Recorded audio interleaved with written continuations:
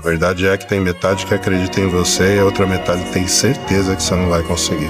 Essa metade acha que você é o cara mais fraco que existe, que você não tem condição, que você não tem força de vontade. Agora é hora de você provar que você é melhor. É igual chegar pra você e falar assim, cara, você vai dar errado. Você fala assim, não, eu não vou dar errado, eu vou dar certo. Eu determino, eu profetizo agora que eu vou dar certo nessa porra. E é assim que acontece. O que faz você mudar de verdade? Um monte de profissional pica, um monte de gente também que se acha foda, os donos da verdade. E mesmo assim, essas pessoas às vezes não conseguem transmitir o que é de fato uma verdadeira mudança. Porque ela vem de dentro pra fora, ela vem da mente. Imagina tudo que é ruim indo embora, mas é você que tem que afastar. Afasta esse medo do seu corpo. Crie mais ambição. Não fique mais ansioso, você fica mais calmo agora. Com a consciência da sua missão. Tenha a certeza de que se você não conseguir, você não vai desistir.